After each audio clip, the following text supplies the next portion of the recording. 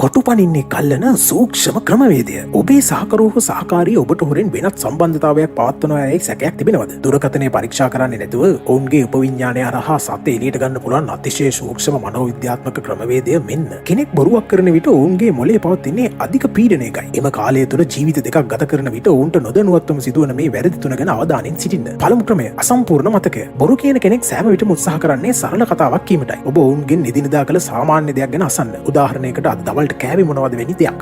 ඔවුන් නිතා වේගයෙන් සහ කෙටියෙන් පිළිතුරු දෙනවා නම් ඔවුන් සිටින්නේ ආරක්ෂක මට්ටමකයි. සැබෑ මතකයක් සෑම විටම අසම්පූර්ණයි. නමුත් ගොතන ලද කතාවක් සෑම විටම පර්ෆෙක්ට් වීමට උත්සාහ කරනවා. ඔවුන් පවසන කතාවේ අනුපිළිවෙල මතක් වෙනස් කර නැවත අසන්න. එවිට ඔවුන් පවසන තොරතුරු පරස්පර වීමට පටන් ගන්නවා. දෙවැනි ලකුණ. ඔවුන්ගේ වචනමාලාවේ සිදුවන හදිසි වෙනස්කම් මනෝවිද්‍යාවේදී මේ ලින්ග්විස්ටික් මිමික්‍රි ලෙස හඳුන්වයි. කෙනෙක් අලුත් පුද්ගලයෙකු සමග සමීපන විට ඔවුන්ට නොදැනුවත්වම එම පුද්ගලයා පාවිච්චි කරන වචන, පිළිලු හෝ විශේෂිත යෙදුම් පාවිච්චි කරන්න පටන් ගන්නවා. ඔවුන් කලින් පාවිච්චි නොකළ අලුත් වචන හදිසියෙම පාවිච්චි කරනවාදයි බලන්න. මෙහිදී සිදුවන්නේ කොග්නිටිව් ලෝඩ් එකක් ඇතිවීමයි. ඔවුන්ගේ මොළය අලුත් පුද්ගලයාගේ ආభాෂය ලබා ගන්න අතරතුර ඔබ ඉදිරියේ පැරණි පුද්ගලයා ලෙස රඟපෑමට උත්සාහ කරනවා. මේ ගැටුම නිසා ඔවුන්ගේ සාමාන්‍ය කතා විලාසය වෙනස් වෙනවා. අවසාන ලකුණ අසාමාන්‍ය කරුණාව.